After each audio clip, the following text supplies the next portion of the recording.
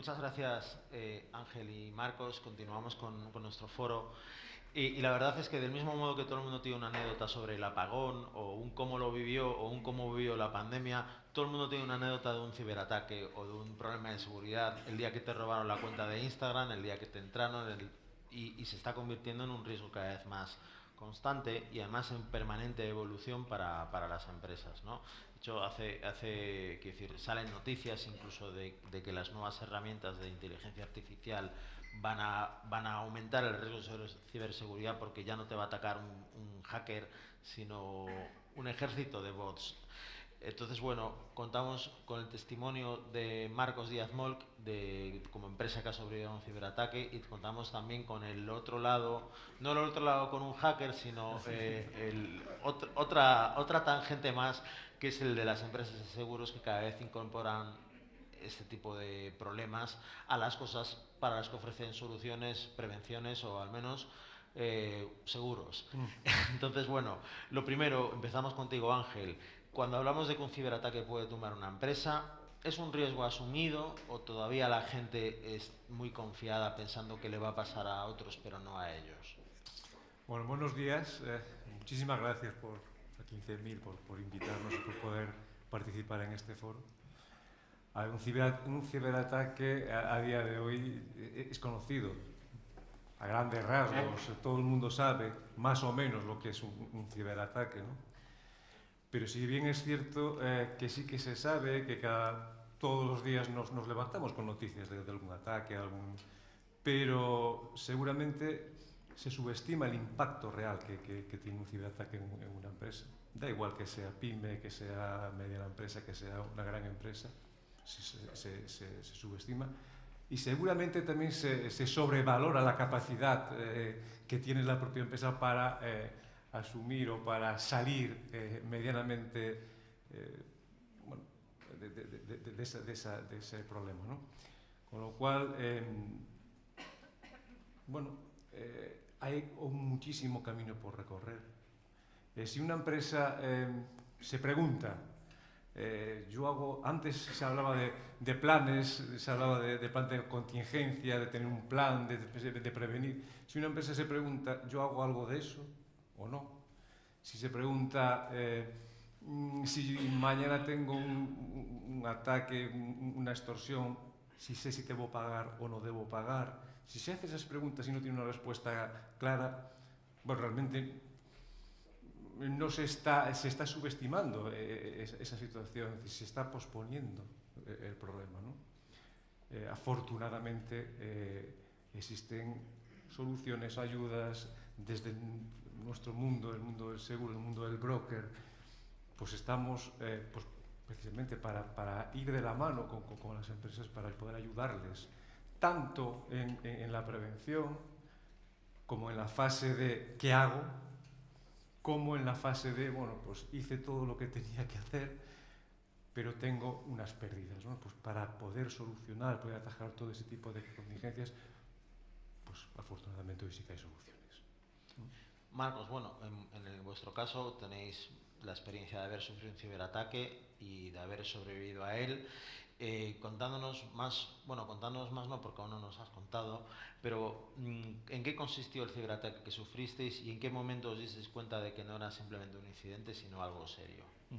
Bueno, buenos días a todos y gracias a Pablo, a 15.000 y a Judith también por ponerme en este lado del espacio y no tener en este sofá, ¿no? Que nadie ha hablado del sofá, entonces por eso me parece interesante.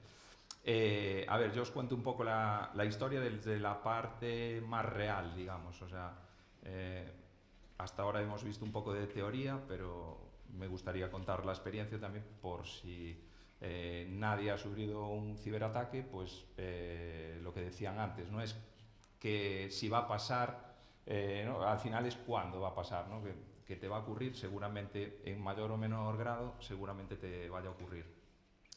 Nuestro grupo DIMOL, que es un grupo de concesionarios de Peugeot, Nissan y Isuzu, en su momento se fundó en el año 84. Somos segunda generación, mi padre fundó el concesionario en 1984. En 2002 yo me licencio, soy ingeniero informático, Entonces, lo típico en las empresas, somos 3 hermanos, yo soy el pequeño, entonces lo típico en las empresas es, vamos a buscar un cuñado, ¿no? Entonces, en mi caso no era el cuñado, era el hermano pequeño, entonces en mí recaía la responsabilidad de gestionar lo que era la informática del grupo. En aquel momento solo teníamos el concesionario en Carballo, luego en 2012 pues compramos aquí en Santiago, lo que era en su día, los que sois de Santiago conoceríais Núñez Galicia, pues pasó a ser Dimo Norte, patrocinador del Obradoiro unos años, entonces a lo mejor suena el nombre, ahora pues decidimos cambiar el nombre a Dimolc Santiago, ¿no? 2002 ingeniero informático, 2012 bueno, tenía preparada como una diapositiva, ¿no? del mensaje que me manda mi hermano un lunes por la mañana en el año 2014, en el noviembre de 2014, a las 9 de la noche. Y me dice, mira, bueno, nosotros le llamamos común, es una carpeta compartida, como la típica que tenéis todo el mundo en vuestros servidores, etc. Marcos, no puedo acceder a común. Y yo, ostras, a las 9 de la noche, joder, pues esperamos a mañana a ver qué pasa, ¿no? No, pero es que es muy urgente porque es que no hay ningún archivo, está todo en archivos de texto, etcétera, todo encriptado y dicen aquí que hay que pagar un rescate o no sé qué.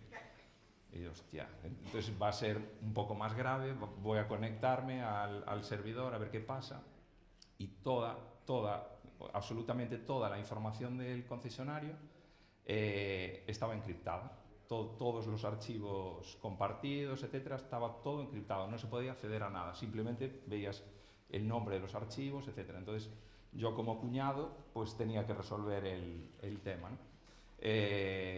Entonces, te das cuenta de la gravedad de la situación cuando, claro, no puedes acceder a nada, no puedes acceder a los Excel, a tal. Y nuestro programa informático, que es un programa que se llama Kitter, que es para la automoción, tampoco podíamos acceder a él porque dependen archivos para que se pueda trabajar con ese programa, ¿no? Entonces, caos absoluto. El problema es que tampoco la copia de seguridad, como decían aquí antes, también estaba mal, o sea, al final estaba en el mismo servidor, no estaba, digamos, en otros servidores externos, etcétera. Entonces, y está mal decirlo, pero yo creo que es bueno contar también las realidades. ¿Cuál fue la solución? Pagar el rescate. Fue la única solución que tuvimos. En aquel momento me acuerdo que el Bitcoin en el año 2014 era un gran desconocido. Entonces me acuerdo de comprar 3 Bitcoins en aquel momento. No sé si sabéis ahora mismo en cuánto está el Bitcoin, pero es cerca de 14.000 euros, creo, algo así ahora mismo. En aquel momento era poquísimo, o sea, era poco dinero realmente, eran como 300 euros o más o menos cada Bitcoin. Entonces, bueno, la inversión al final para lo que podía pasar tampoco era demasiado importante en aquel momento, pero sí decidimos hacerlo. Pero yo como ingeniero informático no había comprado ningún Bitcoin y comprar un Bitcoin es pasar al lado oscuro. Yo me sentía en plan como Matrix, o sea, tengo que negociar. Ahora hay gente que te vende bitcoins, incluso máquinas, expendedoras. Bueno, en Marineda City, en Coruña, hay una. Entonces es mucho más sencillo, pero en aquel momento era pasar al lado oscuro, pasar a, ostras, tengo que tratar con tengo que transferirle un dinero, a lo mejor me va a robar en la cuenta bancaria, o sea, te metes en el otro lado de los malos. Entonces fue brutal esa situación. El año 2014, digamos que Bitcoin empezó a ser conocido a partir del 16-17 y en aquel momento era todavía una cosa como Tor, una especie de cosa rara de Internet, ¿no? Claro, ahora como te metes en el otro Internet, ¿no? Que la gente no lo conoce demasiado, pero para mí eso fue una experiencia brutal. Y lo más sorprendente todavía fue pagar y que te mandasen realmente, porque claro, tú pagas y dices, es que ni de broma esto va a recuperarse, porque vamos, esto es un hacker que me dice esto, tal. Para mí lo sorprendente fue pagar, recibir un archivo ejecutable, ejecutarlo y otra vez como Matrix, pero en plan a lo bestia, y todos los archivos encriptados vuelven a ser archivos normales. Y para mí, vamos, os podéis imaginar el alivio de recuperar toda la información, porque vamos, ya era el cuñado más inútil de la historia, ¿no? Entonces, bueno, esa fue un poco la historia y cómo fuimos capaces de sobrevivir. Bueno, realmente ese problema se solucionó y es un problema de ransomware, pero bueno, en las primeras horas hay diferentes tipos de ciberataques. En las primeras horas, ¿cuáles son las decisiones que marcan la diferencia entre poder contener el ataque o agravar el problema? Además, bueno, tú tienes el punto de vista no solamente de empresario y de persona que ha sufrido un ciberataque, sino de informático, ¿no? ¿Cuáles, empezamos por ti, Marcos, las decisiones importantes que hay que tomar desde tu punto de vista? A ver, en aquel momento la decisión más importante para mí, lo primero, priorizar el rescate de los archivos. Si yo hubiera tenido una copia de seguridad bien hecha, etcétera, pues claro, lógicamente la situación sería diferente, ¿no? Pues volver a un punto de backup anterior, pues con la cadencia, pues pueden ser horas, pueden ser días, etcétera, pero recuperar la estabilidad del negocio.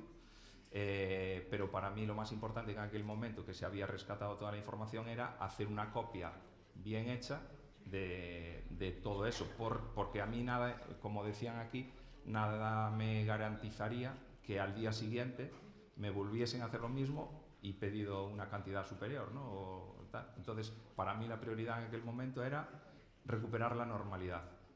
Entonces, para mí, bueno, ese es el punto. Luego, pues claro, las decisiones a partir de ahí, que a lo mejor lo hablamos ya más con detalle después, pero las decisiones es pues hacerlo de verdad, no contratar al cuñado o hermano, sino tener a gente que, aunque tú seas experto en algo y aunque tengas un experto que es informático, a un cuñado que es informático, que es importante, yo creo, tener detrás, y aquí ha habido empresas, ahora trabajamos, voy a hacer un poco de cuña publicitaria, trabajamos con Cloud.gal, y a mí la tranquilidad que me da salir de viaje y saber que hay un equipo detrás, que pues cada uno va a tener su rol en cada parte de la actuación, para mí es fundamental. Ángel, desde vuestra experiencia como aseguradores, ¿qué es, o sea, esa toma de decisiones de las empresas, cómo se produce y qué es lo importante? Claro, como estamos comentando, casi no es un problema técnico-tecnológico, ¿no? Sino es un tema de toma de decisiones en un momento de estrés, ¿no? Un momento crítico, ¿no? Ese es el gran problema. Desde el mundo del seguro, ¿cómo se puede ayudar? Bueno, tú tienes externalizado ese servicio de primera respuesta, pues el mundo del seguro también. Es decir, en un programa de seguros ciber, seguramente una de las partes más importantes de una póliza de seguros es el módulo de asistencia, que tira de paneles de empresas especializadas que realmente te dicen qué es lo que tengo que hacer, ¿no? ¿Tengo que pagar? ¿No tengo que pagar? ¿Cómo tengo que...? Porque, bueno, pues tú tienes formación de informática, pero no tiene por qué ser lo habitual que la persona que está al frente de tomar ese tipo de o que toma ese tipo de decisiones no tiene por qué tener conocimientos técnicos, ¿no? Bueno, pues para eso sí que y realmente funciona, y realmente nuestra experiencia como broker es que, iba a decir afortunadamente sí, porque eso quiere decir que tenemos clientes, pero desafortunadamente hemos tenido que gestionar siniestros importantes de empresas importantes. Entonces sí que ese servicio de primera respuesta, esa rapidez, esas primeras 72, 48 horas que son fundamentales, ¿no? para poder minorar el posible daño, pues el mundo del seguro sí que presta esos servicios. Efectivamente, hay veces que no, que el cliente aún no es cliente de seguro ciber, y también desde nuestra posición se le puede prestar esas ayudas de consultoría o de poder ayudarle a acompañarlo en esos primeros momentos. Marcos, ¿llegó a tener impacto en el negocio el problema que tuviste en el año 14? Esto fue un lunes a las 9 de la noche. Cuando pasa esto, el martes, lógicamente, la primera medida, que a lo mejor me olvidé antes, la primera medida, bueno, es descubrir por qué ha pasado, ¿no?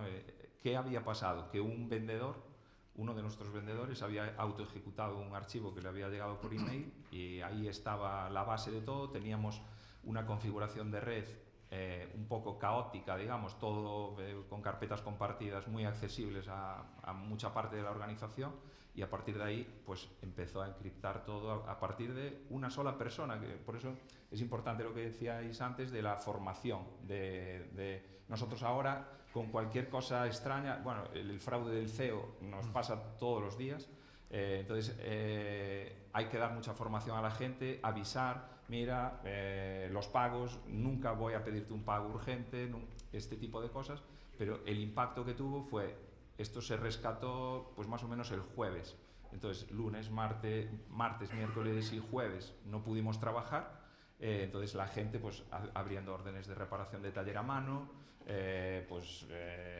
no pudiendo acceder a información contable, fiscal, no saber a quién le debes dinero, quién te lo debe a ti, para matricular coches tampoco era imposible, entonces tuvo el impacto de retrotraerse, digamos, a la época de mi padre cuando fundó la empresa y trabajar de forma manual, y luego a partir de ahí pues empezar a reconstruir, cuando estaba reconstruido, pues todo lo que has trabajado de forma manual, volver a trabajar, bueno, a introducirlo en el sistema.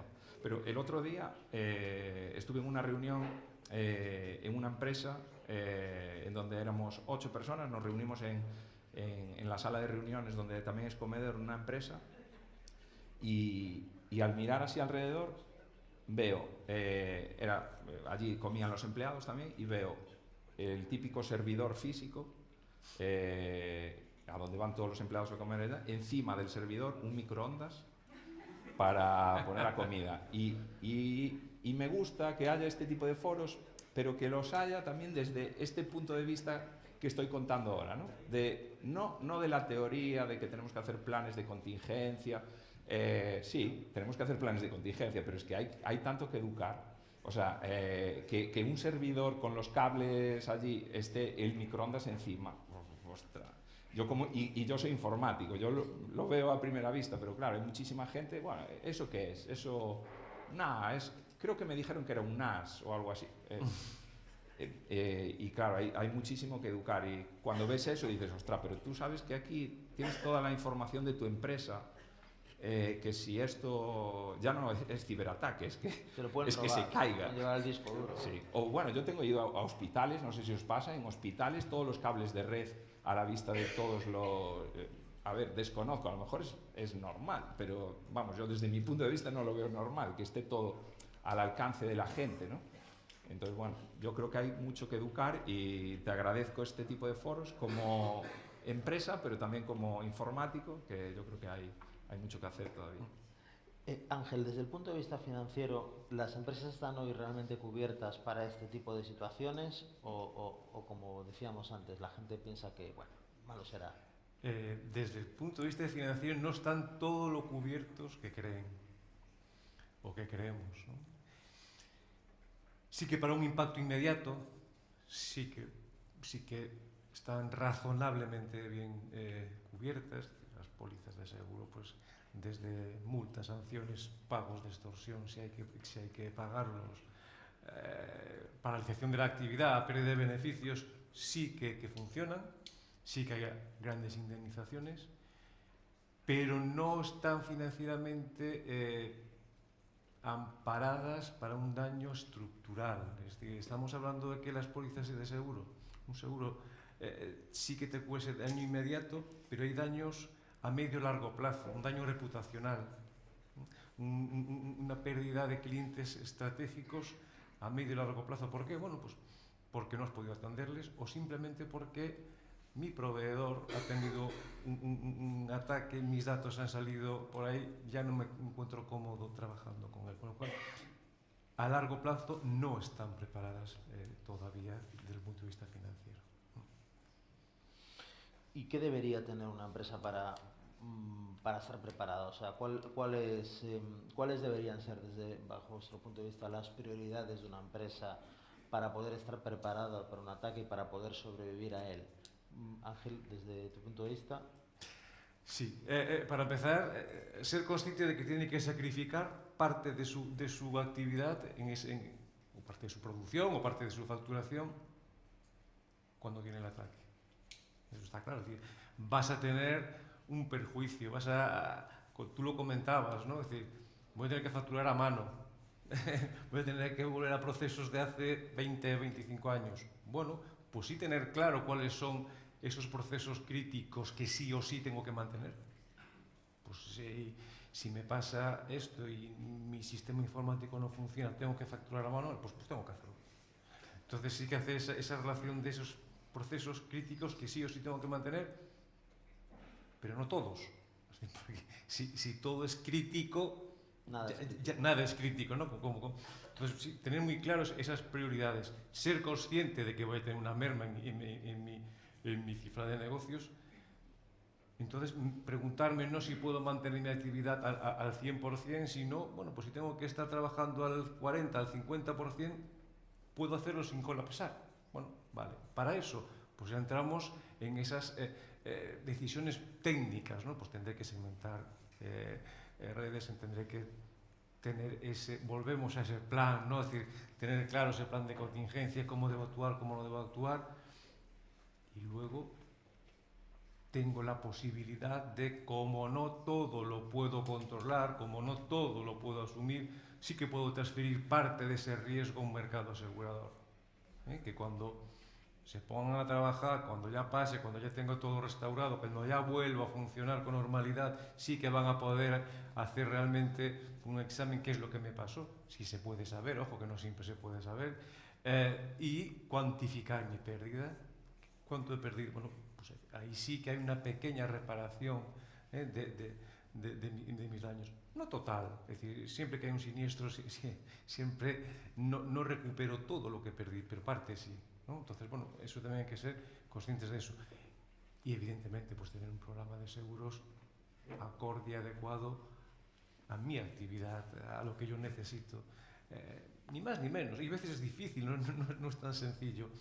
Pero sí que hoy estamos afortunadamente en un momento donde sí que hay posibilidad de colocar programas de seguros en buenas condiciones, con buena capacidad y adaptados realmente a lo que el cliente necesita. ¿Y tú, Marcos, desde tu punto de vista? Sí, yo en primer lugar quería meter un poco de miedo. Hace 2 semanas asistí a la convención de Nissan de España, todos los concesionarios. Entonces, en esa convención, pues aparte de hablar los concesionarios, hablan 4, 5, 6 proveedores invitados, ¿no?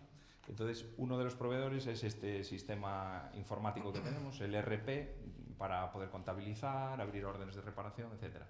Entonces, este programa que se llama Kitter, a nivel nacional tiene, pues a lo mejor, una clientela de 2.000 concesionarios en España, más o menos.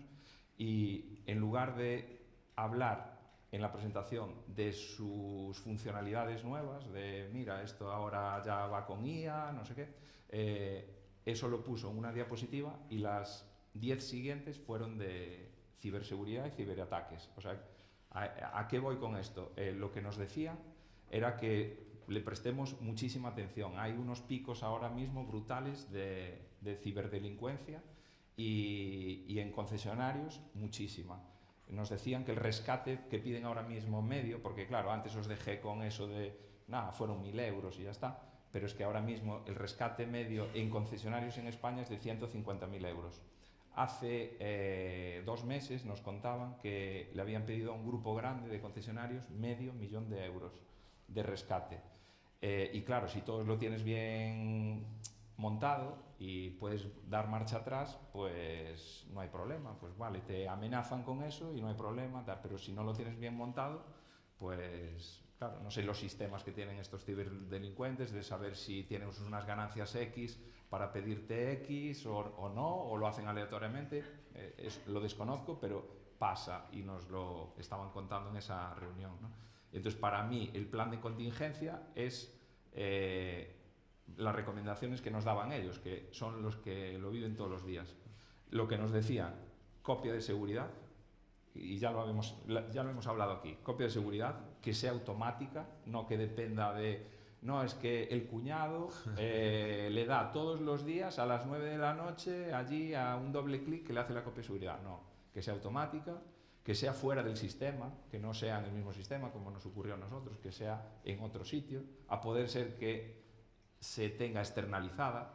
Como tenemos un AZ del año 2024 facturas, pues que tengas, pues si puedes tener una cada día, perfecto, pero si no puedes, pues por lo menos una vez al mes, una vez al año, o lo que tú consideres en cada sector será muy diferente. Entonces, a alguien a lo mejor le sirve hacer una copia cada 3 años, porque, bueno, pero a otra persona a lo mejor un día de trabajo, pues a lo mejor es brutal, ¿no? Entonces, decían eso, accesos seguros, hablaban también de los antivirus que están actualizados, los sistemas, el típico Windows que no pagas porque no sé qué, es muy cara la licencia, etcétera, etcétera, esos sistemas actualizados. O sea, al final, esas recomendaciones que todo el mundo hacemos aquí, que luego se traspasen a la realidad. Bueno, pues muchísimas gracias Ángel y Marcos, y continuamos. Pido un aplauso para los ponentes.